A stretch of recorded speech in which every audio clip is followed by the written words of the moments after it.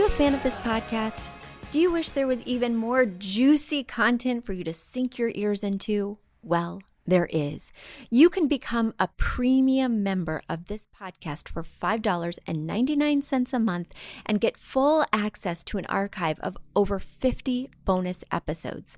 Additionally, we release a bonus episode every single month. That's a ton of extra content, including my personal interior design diaries, extra tips, my talking about trends, and so much more. Additionally, you'll be keeping us on the airwaves each and every week because your premium membership money goes directly back to making this podcast amazing. Check us out at affordableinteriordesign.com. Click on podcast to learn more and to become a premium member today.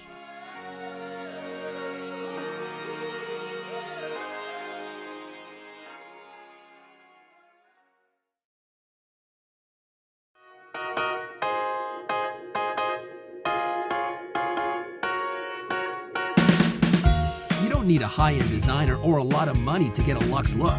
Be your own interior designer. This is Affordable Interior Design, the podcast. Here's your host, Betsy Helmuth. Hello, everybody. Happy September.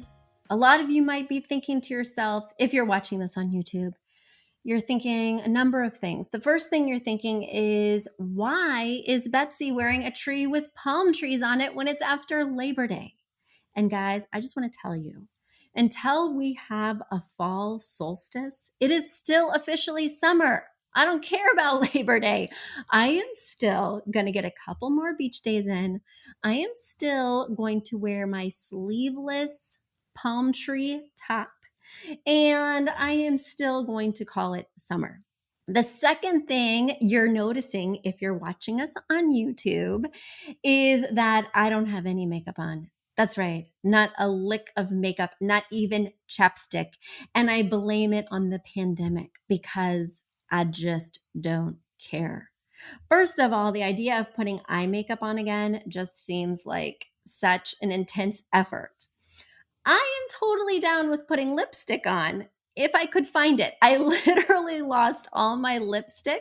I haven't been putting it on because if you put on lipstick, then put on a mask, it's a hot mess, like quite literally a hot mess. And so I just haven't been wearing it. So when I realized, hey, Betsy, you might be on camera. Hey, Betsy, someone might see your mouth. I cannot find my lipstick. So I just bought 2 tubes of lipstick.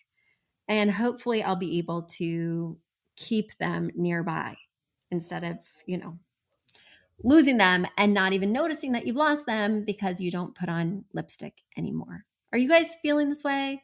Is any of this resonating? Am I the only one who looks like a troll right now and who kind of doesn't care? The idea of using a face wash to remove eye makeup, that just sounds exhausting. It just does. Well, what doesn't sound exhausting is answering your questions. If you have questions, please, please, please send them along. affordableinteriordesign.com/podcast. There's a quick and easy form that you can use to get your questions answered. And I will tell you the mailbag is low, problematically low. So make sure that you do head over because I need content, frankly, guys. I need some inspiration. Otherwise, I'm going to sit here and just talk about myself, talk about my lack of makeup, and talk about Affordable Interior Design's really big birthday. Every year at this time, I let you know how long we've been around. And last year was 15, and I really wanted to celebrate it with a party, with a cake, at the very least a cake. But coronavirus. So we didn't get to celebrate. But I said to myself, okay, next year it's fine. We'll have our big Sweet 16. We'll have the designers. We'll have some clients. We'll open the storefront and we'll get that cake. Darn it. And coronavirus. So yet again, I am here alone having a party with myself. But I just wanted to share with you guys so that you can celebrate in your own special way that my company has been around for 16 years, and that feels like such a big win, such an accomplishment with all that's happened in the world. And our podcast has been around for over 6 years. that feels like a win too. But the thing that's made these events such a win is that you're here with us, that you're supporting us, that you're engaged, and that you're getting value from this. That's what makes it all worth it. So thank you for being a part of our journey. I'm so excited to see where next year goes. And for Sweet 17, we're having a party. Gosh darn it. Maybe I'll just go buy myself a cake. What do we think? All right. Speaking of, well, I'm trying to go to catchy transition, but there just isn't one. I'm going into the mailbag. I'm going to read your questions. We're going to get right into it. Let's do that. My first question comes from Lydia. Thanks for writing in. You're writing in from Georgia. And you say, "Hi, Betsy. I've been listening for years and I adore your podcast. Your voice soothes me when I'm anxious, and I love the escape your podcast provides. My husband and I signed a contract with an interior designer for her to provide us with existing plans of our house as well as renovation plans. They've so far provided inaccurate existing plans twice, and the renovation plans are based on those inaccurate existing plans. We blew the plans up to the same size, laid them on top of each other, and there are major differences between them. The renovation is all interior and will not include any exterior changes. Basically, we've paid $6,000 for nothing we can actually use. The inaccuracies are off by a foot here, 2 feet there. Some measurements are so off that the renovation design of an entire wing of our house is not possible because of these discrepancies. We've given them the chance to make this right, and now we have a final set of plans from them that are grossly wrong. How should we proceed? In our contract, it says that the designer will not refund the client if the designer is in breach of the contract. The designer has a great reputation and only glowing 5-star reviews. Do we just have to eat this cost? We are so sad that we've gone through this whole ordeal, paid so much money, and now have nothing to show for it. We don't want to spend any more time, money, or energy with this designer, and we really want our money back. Thank you, Betsy." Oh my goodness, Lydia. I am really sorry to hear about this. And, in a service-based business, there are good providers and there are bad providers. Just like, with a product-based business, there are good toasters and there are bad toasters, right? And sometimes we get that limit. Well, the same is true with a service provider. When somebody is inaccurate, when there are problems, you want to first let them know. It always bugs me when a client comes to me, maybe because a different designer at our firm didn't get them, didn't understand the vision, didn't clearly give them what they were hoping for. Maybe they didn't closely look at the inspiration pictures or something like that. And instead of going to the designer, they come to me, right? You have to share this concern with the direct service provider to give them a chance to fix it. It sounds like you've definitely done that. It sounds like they even revised and came up with a new draft, but it's still inaccurate. Now, in this case, this is not something where it's just a matter of taste, where they just didn't understand your style and they've revised and they're still not getting it. These are technical inaccuracies. These are, numbers that are wrong. I would want you to circle back again. If you're not able to use these drawings, if they are so inaccurate that you basically have nothing to work with, I would give them another opportunity. And maybe you need to bring in someone else, like the architect, the contractor, whoever is telling you that these are not workable plans. I think you, the interior designer, and this other person who's told you these plans are not workable should all sit down, whether it's on Zoom, whether, of course, in person is always best, whether it's in person, so that if the interior designer says, well, just because it's off a foot here doesn't mean you're not able to use it, you're not the middleman then having to tell the contractor, and the contractor says, hey, actually, I can't use this. That way you're all together and the designer can really see that these are not workable plans for you. if the designer refuses to budge, if the designer refuses to revise again. And it sounds like you don't even want to give the designer an opportunity to revise again. Then the last recourse, even though I would let them have one more go at it, frankly. The last recourse in my mind is small claims court. Small claims court only covers you, at least in the state of New York, up to $5,000. And you will want to get that third party, that contractor, to sign off and say, hey, these are unusable plans. I cannot do work based on these plans. But that's the next step. And I would let the interior designer know that that's the step you're going to be taking, so they have an opportunity to course correct, because you don't really want it to go there. Small claims court is very affordable. I've had to go there 3 times in my 16-year career. It's very affordable, but it's time. It's time spent filing. It's time spent going to the courthouse. It's time spent speaking with a mediator, potentially going back to the courthouse if the interior designer does not show up. I mean, it is lengthy and drawn out. So you have to really pick your battles. But if you give them that third opportunity and it's still incorrect, then that's where I would go with it. Also, you want to let them know that you'll need to be leaving them negative reviews. So I would circle back with this interior designer, let them know my next steps I would be taking would be small claims court, would be leaving negative reviews so that you can alert others to this situation rather than having these positive reviews not truly reflect what's going on.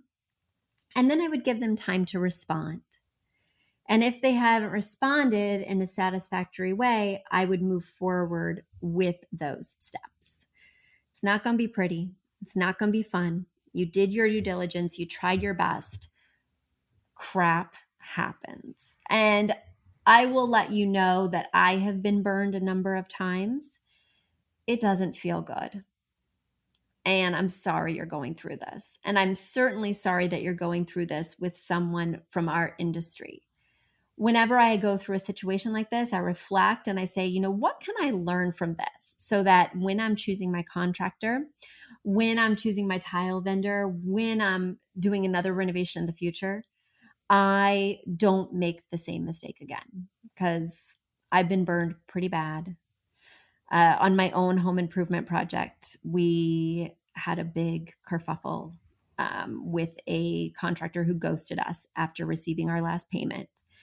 And I just feel for you, Lydia. My heart goes out to you, and I hope that some of the things I mentioned turn out to be a big help. And now it's time for a quick commercial break. Do you love this podcast? Do you wish you could learn even more? Well, we have an online class bundle. Our online class bundle is comprised of 3 online classes: beautifying your home for less, styling your home, and the fundamentals of feng shui. Each one of those 3 classes is between 30 and 45 minutes long and chock filled with visuals and tips, things that will help you to style your own space or help out with other spaces. Additionally, with the pack of 3 classes, you get an autographed copy of my book, Affordable Interior Design. You get all of that for only $99. Once again, that's the 3 online classes as well as the book for only $99. You just go to affordableinteriordesign.com/classes. Once again, affordableinteriordesign.com/classes to buy your bundle today. And if one of those classes sounded intriguing, but maybe you already have my book or some of the other topics are not of interest, you can buy the classes individually at that site as well. Each class is $40. So head over to affordableinteriordesign.com/classes to get your bundle or your online class today. This note is from Emily, and she writes, Dear Betsy, I want to thank you for your podcast. The last 5 months, I've been hiking from Mexico to Canada on the Pacific Crest Trail. During that time, I've listened to most of your content. I've really appreciated it, and I'll explain why. My husband and I have been living in Africa for 5 years, and we're transitioning back to the United States. Styling this next home is daunting. I'll still be on a nonprofit salary, and it's been a long time since I lived in a home for more than 1 year and in a country where I don't have to cross an ocean to bring back suitcases of goods from IKEA. There are lots of long-term decisions to make on a tight budget. You've given me not just a wealth of practical tips, but also confidence and enthusiasm that we can style our home. I'm not a creative person, so I never imagined I would be passionate or even good at interior design. Thanks to you, that's all changed. I'm grateful for your time, your attitude towards coziness and budget realities, that it's far more realistic for normal people than most other podcasts on interior design. And I cannot wait to put everything into practice. I bought your book for my sister and recommended your podcast to my sisters in law, who are now all excited to be learning from you too. I've also added a review on iTunes. Thanks again, and keep up the amazing work changing people's lives through what you do. Oh, Emily, it's so heartwarming to read this note. Thank you so much for sharing your feedback. I am really glad that my tips could help you. I'm really glad that they could help you feel also like a creative person. I think it's such a bad way of thinking, such a faulty way of thinking, to think, I can't be an interior designer because I don't have a knack for it. I don't have an eye for interior design. It makes me so angry, makes me so upset. When you know the rules, when you know that good design is just a matter of proportions, standard sizes, rules you can memorize, formulas you can follow, it opens things up, and it takes it from some kind of exclusive where only a select few can do this, only select few or people who pay those select few can have a nice home, into something that anyone can do, because everyone deserves to have a beautiful home that feels good and reflects who they are. And I'm really glad that I've empowered you to do that. I really appreciate you sending me this note, and keep following that passion, because you may figure out that there's a creative person lurking underneath all this time, and you may be able to bring those creative skills to your nonprofit work. I'm sure they're needed in lots of different realms. So thanks for letting me know, and good luck with your really big move. My last question for today, let's toggle over here to Sarah's question. Sarah's writing me from Chippewa Falls, Wisconsin. Sarah writes, Betsy, we have a cabin that has a lot of wood in the interior. Recently, we did a large addition, and the existing cabin and the addition are connected by a breezeway. There's currently a door that can be shut between the two spaces. Previously, it was an exterior door. But this door is typically going to be open, and we're going to live like it's one large space. I would prefer to keep the new space feeling less rustic, less woodsy, but I'm afraid the spaces will look too disjointed if I stray too far. Currently, the new space has Sherwin-Williams alabaster white paint on the walls. We are planning on a white wood ceiling with mid-tone wood stained beams, stained wood windows, and white trim around the windows and doors. The floors are a charcoal polished concrete and will add rugs to soften the look. We also have one wall where the TV will go, and we plan on doing some brick or stone veneer. Any thoughts on this plan, or how to unify the spaces while keeping the space a bit more modern?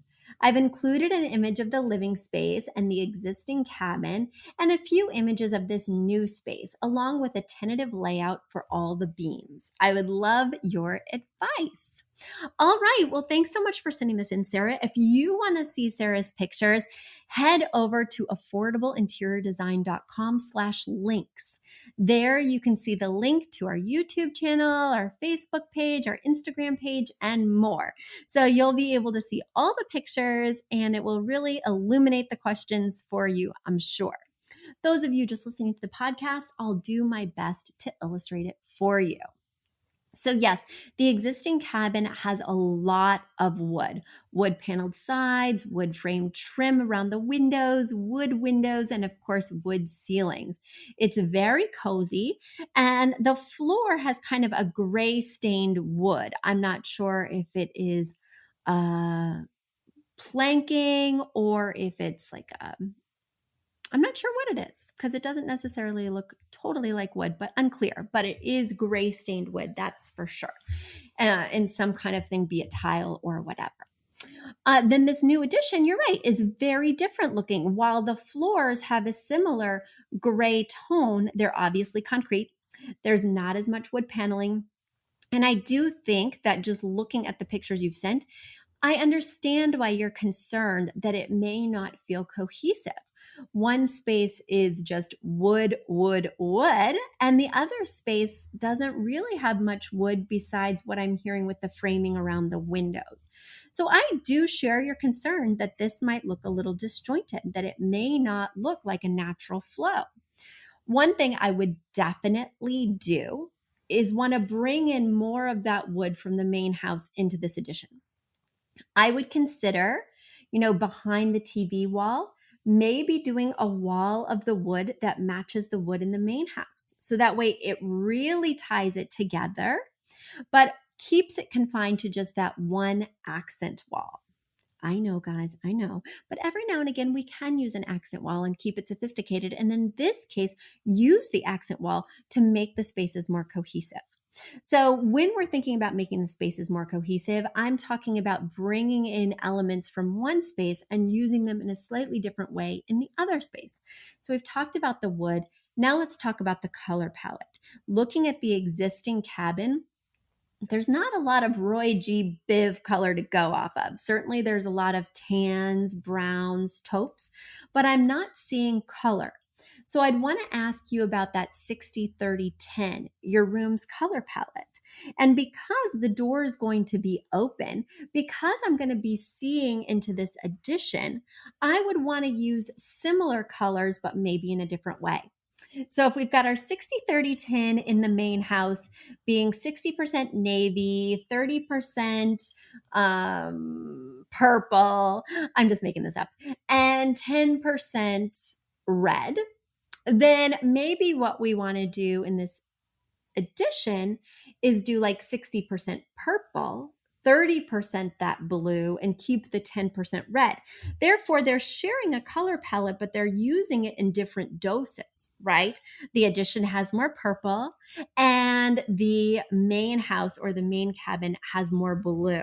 So I feel like as I pass through one space to go to another, I feel like I'm in a very similar room, but it also feels different, because we don't want to make this a copy of the other space. It's not going to share the same finishes. It's always going to look different.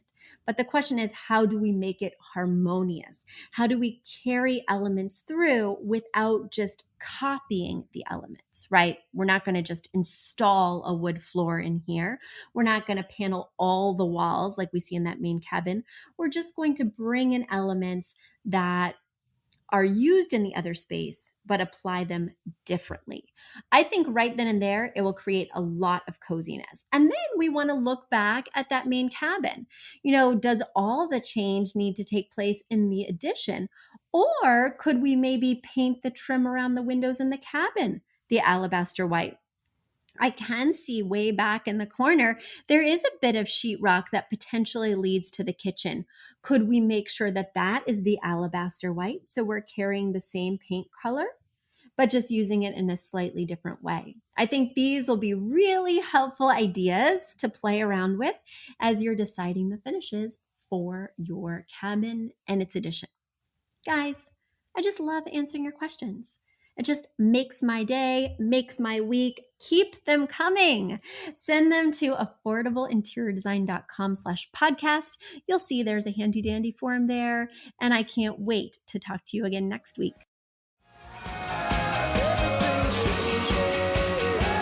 You've asked for it, and we have answered the call.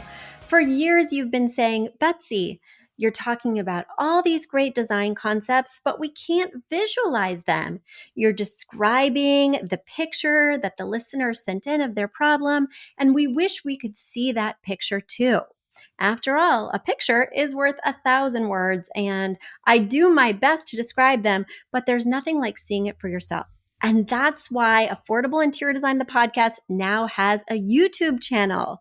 Not only do we have a YouTube channel where you could see recordings and clips of these podcast episodes, we also have an Instagram, a Facebook, and so many other exciting things. You should check it out. Head over to affordableinteriordesign.com/links. Once again, affordableinteriordesign.com/LINKS links. And when you go there, you will see links to our YouTube page, our Instagram page, our Facebook page, and more. Please check it out, follow and subscribe so you can see everything I'm talking about.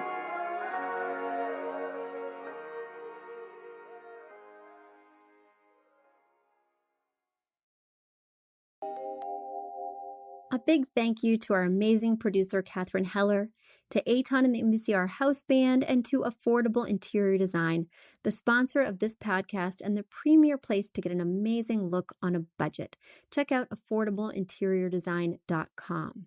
If you guys love the show, the very best way to support us is by spreading the word. Tell your friends or write us an awesome review on iTunes. So until next week, guys, thanks so much for joining us, and I'll talk to you soon. Bye.